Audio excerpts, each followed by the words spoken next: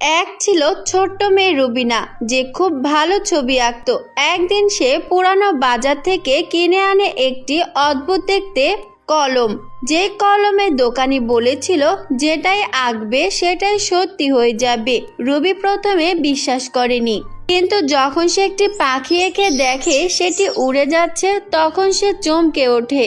এরপর সে আঁকে এক বাগান, খেলার মাঠ, এমনকি এক বন্ধু যেটা সত্যি সত্যি জীবন্ত হয়ে ওঠে। কিন্তু একদিন সে রাগ করে আঁকে একটি ভয়ঙ্কর সিংহ, যেটা শহরে হুমকি হয়ে দাঁড়ায়। তখন রুবিনা বুঝলো জাদুর শক্তির দায়িত্বের সাথে ব্যবহার করতে হবে। শেষে সে সাহস করে সেই সিংহকে মুছে ফেলে এবং কলমটি ফেরত দিয়ে আসে, যাতে করে কেউ ভুল না করে।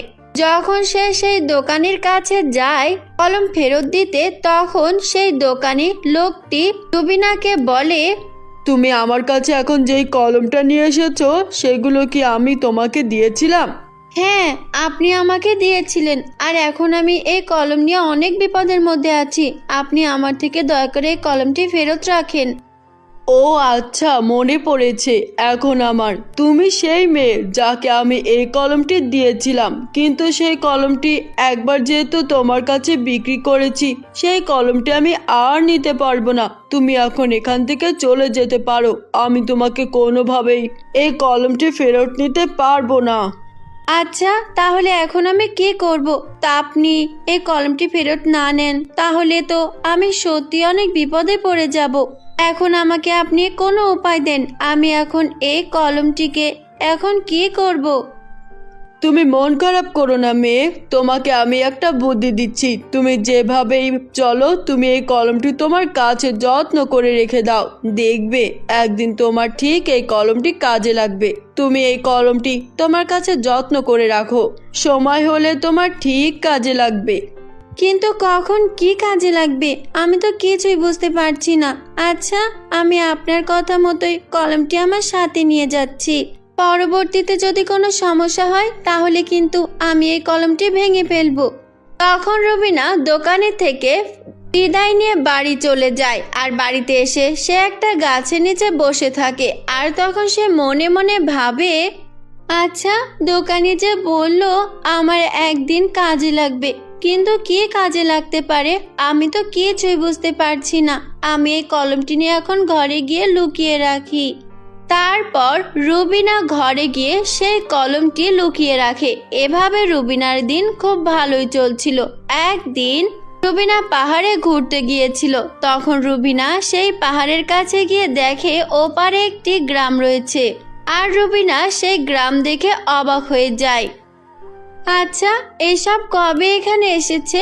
আমি তো আগেও এখানে এসেছিলাম, কিন্তু আগে তো কখনোই আমি এখানে কোনো গ্রাম দেখতে পারিনি। আচ্ছা, আমি কি এখানে গিয়ে দেখব এই গ্রামে এখানে কিভাবে এসেছে? আমি গিয়ে কাজ করি, ওই গ্রামের রহস্য খুঁজে বের করতে পারবো। তারপর রুবিনা সেই গ্রাম দেখতে যায় যে কি রহস্য লুকিয়ে রয়েছে সেই গ্রামে। যখন সে সেই গ্রামে গেল, আর তখন তাকে দেখে এক বৃদ্ধ মহিলা তার দিকে এগিয়ে আসলো আর বলল, কি হলো মেয়ে, এদিকে এসো। আচ্ছা, তুমি কি আমাদের এই গ্রামটিতে বাঁচাতে এসেছো? আমাকে বলো, আমি জানতে চাই তুমি কি আমাদেরকে বাঁচাবে। আমার যে অনেক বিপদ, আমরা সবাই সাহায্যের জন্য বসে আছি, কিন্তু কেউ নেই। তুমি কি সেই মেয়ে যে আমাদেরকে সাহায্য করবে? আচ্ছা, আমি আপনাদেরকে কিভাবে সাহায্য করতে পারি বলেন? আর আপনাদেরকে দেখে এত চিন্তিত মনে হচ্ছে কেন? আপনারা কি কোনো বিপদে আছেন? আমাদের এই গ্রামটি অনেক বছর ধরে এক ডাইনির অধীনে চলে গেছে, আর সেই ডাইনি অনেক খারাপ এবং দুষ্টু। সেই ডাইনিটি আমাদের সবাইকে মেরে ফেলতে চায়। সে প্রতিদিন এই গ্রাম থেকে ছোট ছোট বাচ্চাদের ধরে নিয়ে যায় আর নিজে রান্না করে খায়। এজন্য আমরা অনেক বিপদে আছি। আমরা জানতাম কোনো একদিন কেউ এসে আমাদেরকে সাহায্য করবে, আর এটাই হয়তো তুমি। আমরা তোমার উপর ভরসা করি। আচ্ছা, আমি একটা ছোট মেয়ে হয়ে কিভাবে আপনাদেরকে সাহায্য করব? আমিও তো কোনোভাবে সেই ডাইনির সাথে লড়তে পারবো না। আচ্ছা, আপনারা কেন আমার সাথে এত জোরাজুরি করছেন? আচ্ছা, তুমি আমার সাথে আমার বাসায় আসো। এখানে এইভাবে এত কিছু বলা যাবে না। চলো আমার বাসায়, গিয়ে তারপর তোমাকে সব কিছু খুলে বলি। তারপর সেই বৃদ্ধ মহিলাটি রুবিনাকে নিয়ে তার বাসায় যায়, আর সেখানে গিয়ে মহিলাটি রুবিনাকে সমস্ত কথা খুলে বলে। আর তখন রুবিনা উত্তরে বলে, তাহলে তো সেই ডাইনি অনেক ভয়ঙ্কর, কিন্তু আমি কিভাবে সেই ডাইনিকে ধ্বংস করতে পারবো? আমার তো কোনো কিছুই মাথায় আসছে না। আমি কি পারবো তার সাথে? পারবে পারবে, শুনেছি তোমার কাছে সেই জাদুর কলমটি রয়েছে, আর সেই কলমের মধ্যেই সেই ডাইনের প্রাণ ভোমরা লুকিয়ে আছে। সেই কলমটি যদি তুমি ভেঙে ফেলতে পারো, তাহলেই সেই ডাইনিটি চিরতরে মুছে যাবে। ও হ্যাঁ, বুঝতে পেরেছি, কিন্তু সেই জাদুর কলমটি তো এখন আমার সাথে নেই। সেটা আমি আমার বাড়িতে ভালো করে যত্ন করে রেখে দিয়েছি। আচ্ছা, তাহলে আমি এক কাজ করি, সেই কলমটি আমি আমার বাড়ি থেকে নিয়ে আসি। তুমি যে এখানে এসেছো সেটা হয়তো সেই ডাইনি জেনে গিয়েছে, কারণ এই গ্রামের মধ্যে যারা নতুন আসে তারই ওই ডাইনির সম্মুখীন হতে হয়। ডাইনি সব বুঝতে পারে। এখন আমি তোমাকে বলছি, খুব তাড়াতাড়ি বাড়ি থেকে সেই কলম নিয়ে আসো। আচ্ছা, আমি এখনই যাচ্ছি আমার বাড়িতে, আর আমি এখনই গিয়ে সেই কলমটি নিয়ে আসব। আপনারা কোনো চিন্তা করবেন না, আমি খুব তাড়াতাড়ি চলে আসব। তারপর রুবিনা তাড়াতাড়ি করে তার বাড়িতে যায়, আর বাড়িতে গিয়ে এসে সে সেই কলমটি খুঁজে বের করে। আর তারপর কলমটি নিয়ে রুবিনা সেই গ্রামের দিকে হাঁটতে থাকে। কিছুক্ষণ পর তার সামনে সেই ডাইনি চলে আসে। তখন সেই ডাইনিটি রুবিনাকে বলে, কে রে, তুই দেখছি তো খুব ভালো পেকে গিয়েছিস।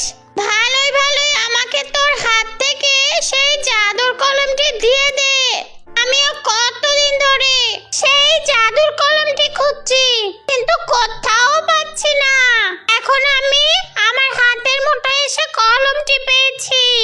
আচ্ছা, এখন দেরি না করে তাড়াতাড়ি তোর হাত থেকে আমার হাতে কলমটি তুলে দে। না ডাইনি, এটা আমি তোকে দিব না। এই কলমটি আমি তোকে কখনোই দিতে পারবো না। আজ এই কলম দিয়ে তোকে আমি শেষ করে ফেলবো। তুই আমার কিছুই করতে পারবি না। এই মেয়ে, তুই এমন করিস না। দেখ, আমি তোকে কিছু করব না। তবুও তুই এখন এই কলমটি ভেঙে ফেলিস না। এই কলমের মধ্যে যে আমার প্রাণ ব্রহ্মা রয়েছে। দয়া করে মেয়ে আমাকে এমন শাস্তি দিস না। তুই আমাকে যা বলবি আমি তাই করব। তোর সব কথা শুনে চলবো। তবুও তুই আমাকে মেরে ফেলিস না। আমি তোর কোনো কথাই শুনবো না।